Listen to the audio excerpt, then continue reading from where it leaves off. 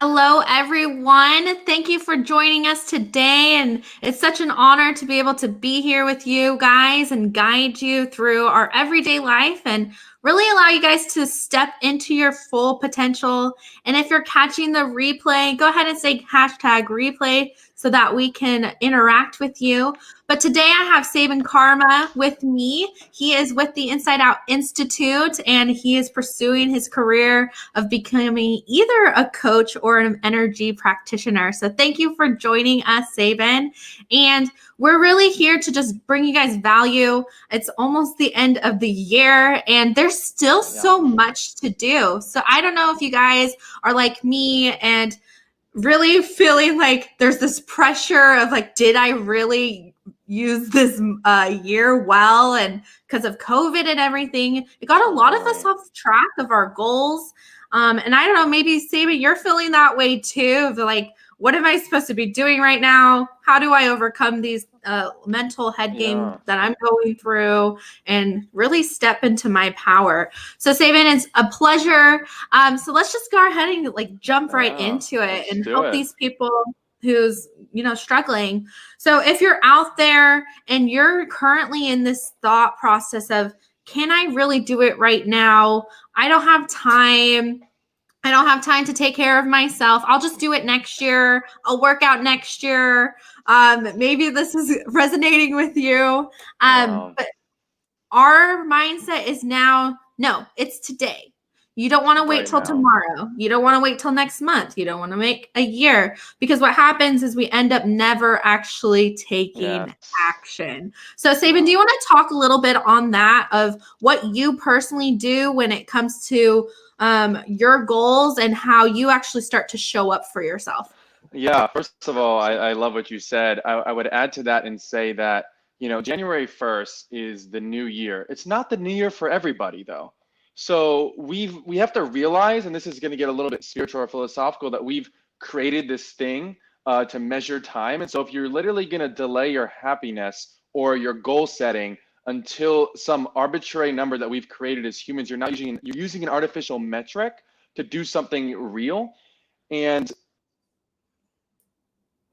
just like, there's such a problem with that, because if we realize the January 1st thing anyways, why don't we just, in our minds, I can pretend like it's January 1st right now. It's December 1st. What is actually different? This is how I think of it. Like, what is actually different about December 1st? It's a new month. It's a new beginning, just like a new year is, just like a new day is. And so really trying to do everything you can to ground yourself in the now and what you really can be doing in this moment. If you don't do it now, you're never going to do it. Because I know I've been a victim of this for so long. When you delay your happiness for a future date, if you can't find every reason to be happy right here, right now, no matter what situation you are in, if you can find some sense of gratitude now, there's no magical arbitrary thing that's magically going to get you motivated, that's magically going to get you started. That's why they always say action precedes motivation. It's not motivation before action. And so I really try to do everything in my power to ground myself in the present. I do it to crazy extremes. Like, I'm literally try to get the most joy out of car rides that I can, because that is literally like a means to an end inherently. And so I try, if I can be present there in those in-between moments, instead of just delaying where I want until I get to my destination, I know I'll be able to be more present and more able to be like, everything I want, I have to create right in this second, in this moment. So that's kind of the mindset I take at it. Yeah, I love that, because if we don't allow ourselves to be present, even with ourselves, it creates this idea that we're not worthy of showing up for ourselves or stepping into our full potential, whatever that looks like for you. And it's just the simple things, which is usually the hardest. And so that is going to be one of the things that you guys can take away from this is, am I truly being present with myself? Is my goals that I'm trying to reach, is that a reality for me? Or is that something that there's obstacles in the way? And that's kind of how I want to segue the next piece is, okay, what is your goal? What are you trying to accomplish right now? And if, let's just say you want to go to the gym, you want to start working out, Well, do you know what the obstacles that you're going to face when you're trying to actually pursue and take action? And this was something my coach Todd Cahill told me was once you write your goal down, write down all of the possibilities of the obstacles you might face in that challenge, and then write how you're going to actually overcome them. And that was one of the biggest takeaways I had was, oh yeah, I need to realize like there is going to be obstacles that are going to prevent me from going to the gym, writing my book, just different things that I wanted to accomplish. And then knowing how to overcome those things, maybe it just means I need to sit back for a second and relax. Or maybe it means I need to go around that obstacle. Maybe I'm too stressed out. There's just so many things that everyone's facing right now. So everyone who's watching, go write your goals down. And then go write what you're going to face, what the obstacles might be that are going to prolong you from actually taking action. Because now you have a plan in place that will help you. So then we need to dig deep into the more of the energy perspective. What do you think? I think we need to talk about that. Can I add something real quick? Yeah. Wait, I'm waiting for my voice not to echo. Hold on. Is my voice echoing? No, okay, I don't hear it. I was just going to add something to the point you said about, you were making a point about, setting goals and the obstacles that could come up. And I think that's great. I'm literally going to write notes and do that right after this. My only question is, I think then one further step we have to take it is, despite what we write is going to come up, like you said, like let's say you're trying to, get in better shape and stuff, and you often realize that that's an emotional or energetic issue. But what can people do? And I can offer some insight on this. They can try and predict everything they can that's going to come up, but there's also going to be things that they can't predict no matter how hard they try. And so I personally think that, again, being able to ground yourself in the present fully is really changing your relationship with change itself and with obstacles themselves and things we view as challenges. And so I don't know, it takes a really deep introspective kind of person to do that. But we really have to see change as a good thing. That sounds so obvious, but our minds are going to go crazy when change happens, because it wants that state of homeostasis. It wants predictability and familiarity. And I know me, because I'm an ultra planner. So when you said write the obstacles, okay, I'll write them all. If I have all these systems in place, like I put I have a 90-day goal of taking my relationships to 9 out of 10, my health to 9 out of 10, and my finances. And, there's been a couple weeks since I did that, and, already things I couldn't even predict that have come up. And really having to sit and surrender to that moment, knowing, and I think faith comes into play here too, knowing that if I set that intention, that North Star, and I'm taking daily action, even if it looks like I'm off my path momentarily, I have to have faith that I'm still on my path. And I have to realize what the message I'm being sent, and then be willing to adjust accordingly, keeping that same North Star in mind. Yeah, I think that's important because, I personally got COVID, and it totally threw off my entire game plan. And it was that moment of like, what can I control and what can I not control? And the more I try to control something, the more stressed I am, the more agitated I am. And it wasn't until I said, you know what, I'm surrendering and my goals are going to happen anyway. Because I am still in the mindset of like, I do really want to accomplish these things. So when this is over, I'm still going to continue. I'm still continuing. And so I think like everyone is going to face something challenging, whether it be getting sick, someone passing away, or it's just something, stress in life. But it's kind of just allowing like to know that whatever happens, you want this accomplishment, allow that to be stronger for the reason why you end up pushing through it. And so the North Star, right? Your goal is the North Star. That action steps to it is going to help you no matter what you're going through. But also, I like say, like, be in that moment of those things. Don't try to just like think about your action and your goal the entire time, because that will end up stressing you out. It stressed me out. It's a delicate balance. Trying to push through that. Yeah, you need that balance. How do you set that intention in that North Star, but then remain non-attached? And by non-attached, I mean you're not putting your happiness contingent upon whether you hit that goal or not. It's something I struggle with a ton. And I think for me, writing it down is so powerful, and knowing the daily action steps I have to take. And I'm not saying forget it, but in some sense, I was so on the other extreme that I was so hyper-focused on that future goal, I wasn't present. That's when you're going to miss the moments where the things you couldn't predict might happen that will take you to that goal faster. If you're so rigid on what I have to do, it's super important. You need the daily action steps. But I used to, and I still sometimes do this, I schedule like every minute of my day. If I want to get to my goal, every minute of my day is going to be scheduled. I now see how problematic that is. So for anyone who's type A like me, maybe you're not as extreme as me, most people aren't. I highly recommend the presence that Jacquelyn's talking about is gives you that insight into the things that can get you there quicker than you could have even known or predicted beforehand. Yeah. And so now it's that energy behind it. So let's talk, you guys. With your goals, what is stopping you energetically? And when I say that, is it a thought? Is it an emotion? Is there fear behind accomplishing it? And let's just take you through this exercise. And this is what I do for myself. This is how I help my clients is, okay, let's just say your goal is to stay off your phone. Great more, goal. Whatever it is. Write down that goal and then allow yourself to look at it, sit with it, and then ask yourself, what emotion do I feel when I accomplish this? And so we go in that positive. Okay, I'm more relaxed, I'm more present, I'm happier. And then go into the negative state. Okay, what do I feel when I remove myself from this thing? And you might feel lonely, sad, or just depression. These are real things. And so when you're allowing yourself to recognize these emotions, maybe it's losing weight, maybe it's about feeling insecure, vulnerable, having that negative thought process of like, I'm not healthy or fat or whatever it's going through. Write those statements down. And a thing I like to do is I just say, all right, you're going to look at that. You're like, tell yourself it's not serving me. Then you take a deep breath and you let it go. And how you do that is just through breathing, or you can even envision light flowing from the top of your head to your feet to really connect in with that.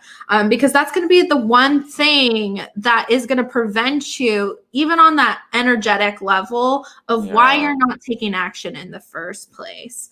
So we can do all these like mental strategies, but when it comes down to really actually taking action, it is that emotional piece that comes in that says, nope, you're not worthy of it. You don't deserve success, happiness, love, health. So kind of write down your goals today. It is December 1st. So take action today. Just doing one thing at a time is going to serve you well. It's going to help you push through. And don't let those thoughts come in that say, nope, you can't do this. Because that means that is what you're supposed to be doing. And I always see that when you start having that mental chatter, that means that is the action you're supposed to be taking in your life that will help you truly step into your full potential. So what do you do on more of the emotional side of things that help you really allow yourself to take that action step? That's a great question. So couple of things. Obviously, that I have, I do a lot of my own emotion and body code sessions on myself, and I have 2 healers that work on me. And one of my big goals has been financial. Before I came into Inside Out Institute, my mindset around finances was the spirit of poverty mentality. Money was not treated well in my household. I always wanted more money for hockey lessons and could never get it. And I was going into my senior year of college, so I had this like, I'm a broke college student with no money help me mentality. And I really wanted to, start changing that and making a lot of money through Inside Out. And I knew if I had those beliefs and those energies tied to them, it was never going to happen. And so I'm in a rigorous process of really, I like to start on the subconscious level, probably because I've always been a person of action. I've always worked like really, really hard, and it didn't always get me as far as I wanted to. And so I do specific, body and emotion code sessions on, whether my subconscious feels safe with financial abundance. I got a fat no right away. And then the next thing is like, what's an affirmation I want to start believing more and start telling myself and energetically align with?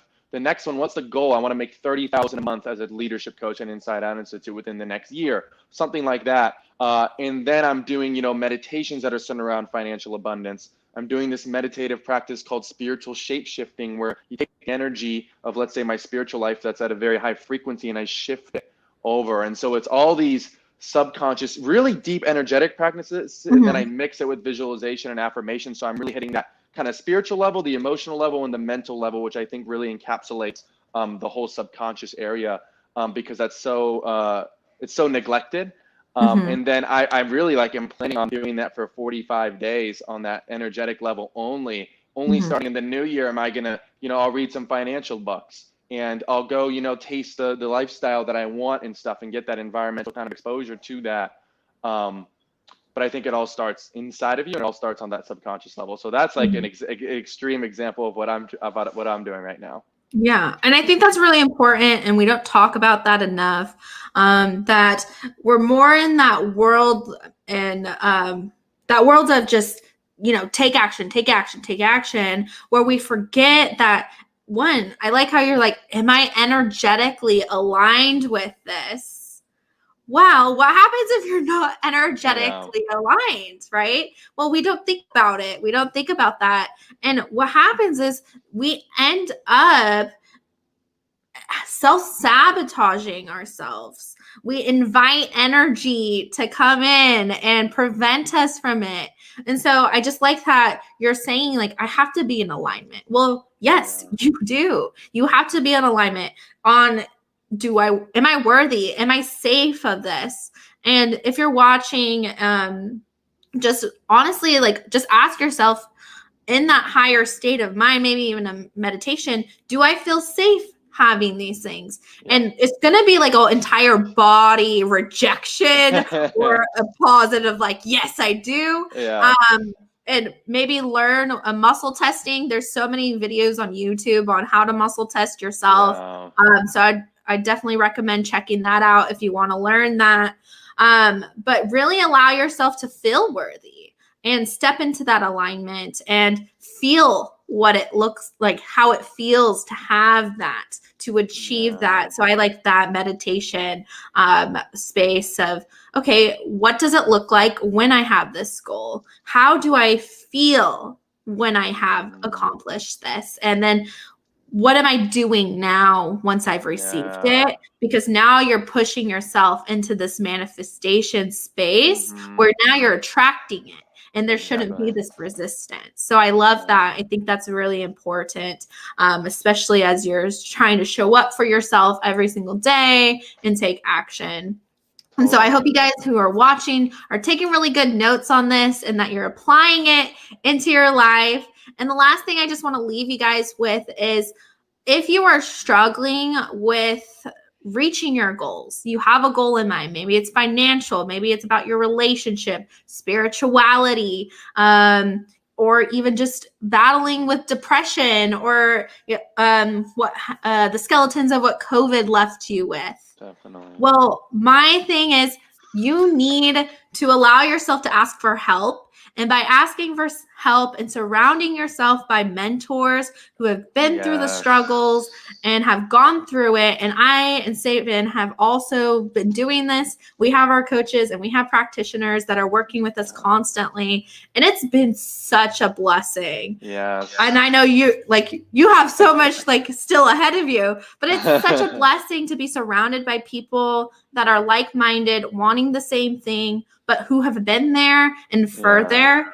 And I just love that we're the youngest in the Inside Out Institute. The two youngest. Sabin's 23. I'll be 23 in a week and a half.